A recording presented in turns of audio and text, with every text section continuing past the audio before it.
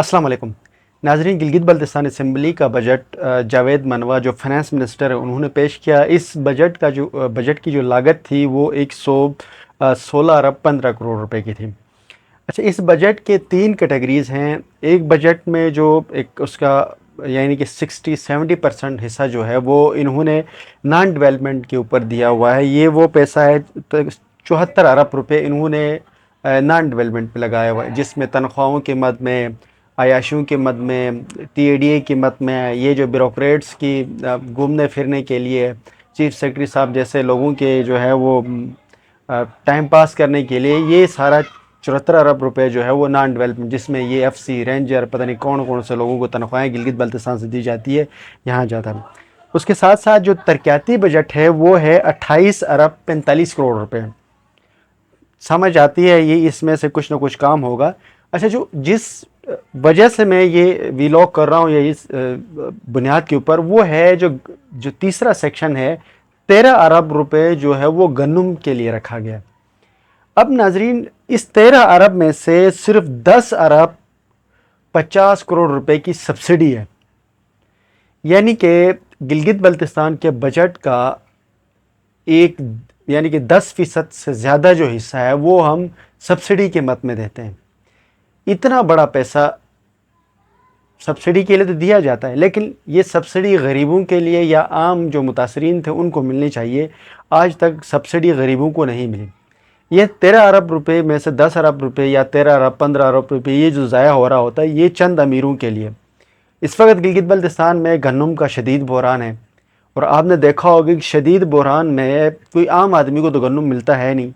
मिलता उनको है जो VIPs हैं, जो ब्यूरोक्रेट्स हैं, जो ऑफिसर्स हैं, जिनके रेफरेंसेस हैं, उनको तो गन्नुम वैसा भी मिलता है। ऐसे में क्यों ना कोई ऐसी स्ट्रेटजी बनाई कि इतनी बड़ी अमाउंट जो है वो 10-10 अरब रुपए जो है वो सब्सिडी के पैसे लगाने के बजाय, गिलगित बल्तिस्तान में इतने हमारे IT और टेक्निकल फील्ड के अंदर गिलगित बल्तिस्तान के बड़े जो नौजवान हैं वो इंटरनेशनल लेवल के एंटरप्रेन्योरशिप्स पे काम कर रहे हैं, बड़ी तगड़ी तगड़ी इंस्टीट्यूट से डिग्रियां ली हुई हैं। उनसे कोई ऐसा टेक्निकल तरीके से कोई ऐसी उनसे ऐप बनाए या कोई ऐसी तरीक़ाकार बनाए जिससे गिलगित बल्तिस्तान के जो असल जो लायक और मुस्तहिक और जो गरीब तबका है, जिनको इस गन्नुम की सब्सिडी की ज़रूरत है, उनको दिया जाए। इसमें थोड़े से पैसे दे दें, अगर कोई 2-4 करोड़ रुपए भी लगाएंगे तो ऐसी बेहतरीन किस्म का कोई निज़ाम प्रपोजल उनको एक ऐसा कोई सेटअप दिया जाएगा जिससे एक एक आने का पता लग जाएगा कि किस तरह से इनको सब्सिडी दी जाती है। हिंदुस्तान जैसे मुल्कों में करोड़ों रुपए की जो है वो डायरेक्ट सब्सिडी दी जाती है, तो गिलगित बल्तिस्तान में अरबों रुपए की हिंदुस्तान में सब्सिडी दी जाती है, तो गिलगित बल्तिस्तान में क्यों नहीं? थोड़ी सी आबादी है हिंदुस्तान में, तकरीबन कोई 3 करोड़ से ज़्यादा तो जो है एक एरिया में देते हैं। लेकिन अगर गिलगित बल्तिस्तान में सब्सिडी यानी जो मुतासरीन हैं वो शायद 1% होंगे, 2 होंगे, 4% होंगे, पूरे 20 लाख आबादी में से शायद 1 लाख आबादी ऐसी है जो मुतासरीन है इस फैक्ट्रीज जो जिनको असल में ज़रूरत है। बाकी जो मेजॉरिटी तबका है वो तबका है जो गन्नुम को अपने भेड़ बकरियों के लिए लेकर आते हैं और अपनी बेचने के लिए, बिज़नेस के लिए। गिलगित बल्तिस्तान की जो हुकूमत है, अगर उनके पास वो इस चीज़ को अंडरस्टैंड कर ले, इसमें अगर थोड़ी सी अपोजिशन और हुकूमत मिलकर इस मसले के ऊपर गौर कर लें कि जो असली मुतासरीन अगर हमने उनको असल गन्नुम देना है तो कोई ऐसे टेक्नोलॉजी का इस्तेमाल कर ले, कोई जदीद दौर है इसके अंदर एस्टिमेट लगाया जाए कि कोई ऐसी टेक्नोलॉजी, उसके साथ साथ लोगों की जो है वो इनकम को चेक किया जाए कि कितना बंदा, कौन सा बंदे के पास कितने पैसे हैं, ये भी आराम से पता लगता है। गिलगित बल्तिस्तान के अंदर गिलगित बल्तिस्तान की जो गरीब तबका है उनको कभी भी सहूलियात नहीं मिली है। जितना भी प्रॉब्लम्स आती है वो उनको आती है, माशी तौर पर भी वही इस्तेसाल उनका हो रहा है, फाइनेंशियली भी, इकोनॉमिकली भी, और गन्नुम भी उनको नहीं मिलता।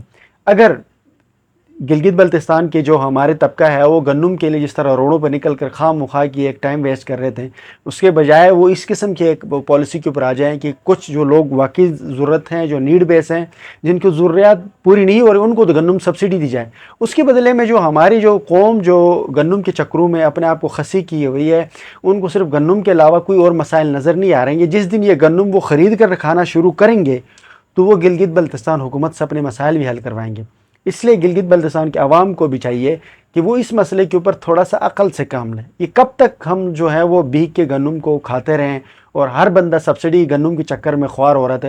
ٹوٹل 1 سے سوا 2 1 لاکھ ہوگا، 1.5 لاکھ سے زیادہ کوئی ایسی آبادی نہیں لگتی کہ جن کو فائنینشلی طور پر وہ اتنے غیر مستحکم ہے کہ ان کو گندم کی جو ہے نا سبسڈی کی ضرورت ہے. وہی ان لوگوں کو کوئی ٹیکنیکل طریقے سے کوئی ایپ شیپ بنا کر ان کو گندم جو ہے وہ دیا جائے، بلکہ ان کو مفت دی جائے، اور اس کے بدلے میں جو باقی طبقوں ان سے پورا پیسے لیں. اور ٹیکسز کا جو سسٹم اس میں اندر خاص کر ہوٹلنگ اور اس انڈسٹری سے اچھا خاصا ٹیکس لیں، ٹورسٹوں سے بھی ٹیکس لیں. یہ سارے ٹیکسز ہر جگہ میں لیے جاتے ہیں. جب تک ٹیکس لیں گے تو لوکل ہماری گورنمنٹ امپاور ہوگی. گلگت بلتستان کی جو ہماری کمیونٹی ہے، ہم اس اینگل سے نہیں سوچیں گے تو ہمارا مسئلہ حل نہیں ہوگا. ہم ڈسپیوٹڈ کے چکر میں بیٹھے ہوئے ہیں، ہمارا ڈسپیوٹڈ کا مسئلہ تو حل ہونا ہے نہیں، لیکن اس کے بدلے میں ہم لوگ صرف گندم کے لیے خاموش ہوتے ہیں. اگر آپ گندم کے پیسے دو گے تو اپنے حقوق کے لیے آواز اٹھاؤ گے، آپ اپنے اسکول، اسپتال، ٹیکنیکل، میڈیکل کالجز، انسٹیٹیوٹس وہاں بنواؤ گے، صحت کے لیے ادارے بنواؤ گے. گلگت بلتستان کے جو اور مروجہ مسائل ہیں حقوق کے حوالے سے، جتنے بھی جو بیسک نیڈز ہیں، انسانی جو حقوق ہیں، اس کے اوپر آپ لوگ بات کرو گے. ہم لوگ ان گندم کے چکر میں ہم نے آج تک کسی مسئلے کے اوپر آواز نہیں اٹھائی. میں ذاتی طور پر یہی سمجھتا ہوں کہ گلگت بلتستان میں جو ٹارگیٹڈ سبسڈی ملنی چاہیے، جو غریب ہیں ان کو مفت میں گندم ملنا چاہیے. 1 لاکھ 1.5 لاکھ جو لوگ ہیں ان کے اوپر ارب 1.5 ارب روپے میں مفت کا گندم بھی مل سکتا ہے.